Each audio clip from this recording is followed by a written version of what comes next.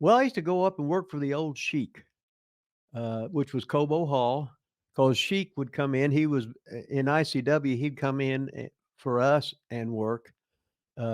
Sheik was a big ass draw. As a matter of fact, the Sheik was the number one heel in pro wrestling for a long, long time. He would work for every territory, and they'd bring him in like Andre the Giant. He was so good. He was such a draw. The matches were all the same: double juice, fight outside, use the fucking gimmick, uh, uh, nothing but mayhem.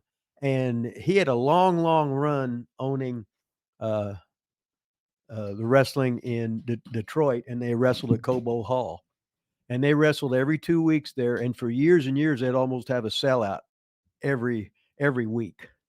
And Dick the Bruiser, he ran up there for 2 years in Detroit. And the Sheik worked at Cobo Hall, and Dick the Bruiser and his group, who had Bobby Heenan, the Blackjacks, Billy Red Cloud, Pepper Gomez, Crusher Verdue, etc. They would wrestle in the Olympia, and they fought for 2 years, and then Bruiser pulled out. He couldn't make enough money, or was losing money, or whatever. But then when the Sheik come back down to Indianapolis, they had the big sellout in at Market Square Arena. Bruiser and Sheik in a cage, and I was actually there. And when they were doing something where the Strangler tried to come in, and he bust the door open, and a piece of steel went flying across the thing, and it hit some girl in the head, and she was bleeding and everything. So that killed the atmosphere of that, because all of a sudden the medics were there, and then everybody's ready to riot and stuff like that. But anytime Bruiser and Sheik, there was no bumps. It was nothing but threatening to do this, threatening to do that. Bruiser registering, Sheik, baby, he wasn't going to be taking no bumps. He was just registering, gaffing himself everywhere. The double gaff, blood squirting everywhere. People was having a good time. I was going crazy. I loved it. So were you ever on the same card as those two? You said you watched them as a fan, but were you ever on the card when Sheik and Bruiser wrestled each other? No. They only wrestled in Indianapolis, and I wasn't in the business yet. I would have been starting the next year. Any idea how they got along in real life? Like, I could just see those two, like shooting on each other for sure. No, I'll get real. Well, I am. Okay, they were all professionals. The whole thing was well, I've heard stories about Bruiser. Okay, listen. The Sheik was a big member of the NWA.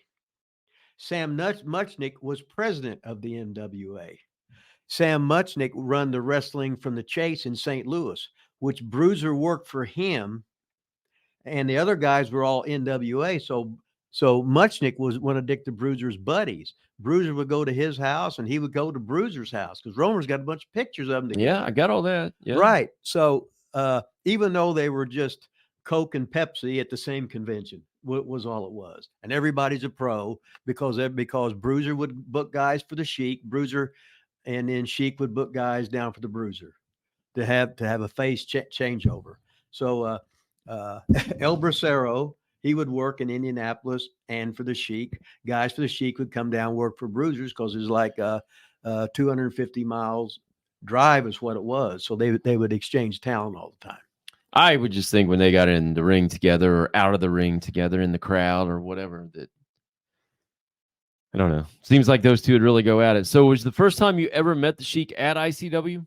No, it was when I went to work for the Sheik. Oh, I thought you said I met him at ICW, and then you No, worked. me and Steve Cooper went up there. How'd you get in with him before that? Do you have any idea? Don Pruitt, this guy, this old carny we met, and he had a building in Indianapolis, and he booked me for Nick Goulas, the big Christmas spectacular, where I was partners with Lanny Poffo the first time in Christmas 1976, I think it was. And then he booked me for the Sheik. And once I went up for the Sheik, then I booked myself all the time. I come back and we do TV at Channel 61. And I actually got in the ring in a 3-on-1 match, me and two other geeks against the great Billy Robinson. Oh, wow. And since I looked the best, he saved me. He beat the other guys quickly, and then he hurt his knee himself, giving the guy his Billy Robinson inside out backbreaker, which is his finish, and he hurt his knee. So I'm backing off. He says, "No, get on me." And I said, "Oh, okay, you're not really hurt." So so when I started getting on his knee, so then blah blah blah, but then he ended up pinning me too. So Billy Robinson beat 3 men that night, and I was just in hog heaven. I got my picture taken with him that night. A bunch of other guys. It was great. I went there 3 or 4 times, and the Sheik would always get you because what you'd do, you'd work there, then you would leave. Then when you came back, he would pay you for the last time, so that whenever you don't go back, he always got you for a day. No kidding. Yeah. God, that sucks. But he was buddies with the Papos, because Angelo used to work there, Randy worked up there, and Lanny worked up there. As a matter of fact, the miser Angelo Poffo, he was one half. Him and Lanny were the world tag team champions, which is the Detroit version, when Lanny, right when he got out of high school, and Lanny did the poof gimmick, which is a poof gimmick, and he could do backflips, moonsaults. He could do everything, and he would wrestle. He had a long ice white hair, shoulder length. He was jacked, and they were good. What was it like working for the Sheik without ever meeting him? I feel like I'd go. I met him when I went there. Well, I know, but you hadn't met him before that, so you get booked there, and you're going to work for the Sheik. Duh. And then you meet him that night. So well, no shit. That's what I just said. And you're like, no, I met him when I worked for him. Well, no shit. That's when you met him. Was the first night you worked for him. Yeah. I feel like it would just be like, I don't know. Sheik, like I'm gonna go work for the Sheik for the first time. I feel like maybe I'd be just a little nervous. I don't know. Maybe. No, I wasn't nervous. You wouldn't put it over you were. I mean, no, I would. When I went and worked for Vince McMahon my first time, I was fucking nervous. No, shit. How many times did you seen we post something? I said, I talk about the Sheik, and I said he's been dead for how many years, and I'm still scared of him. Right, that's my point. So you should be nervous or scared of him going to meet him for the first time and working for him all at the same time.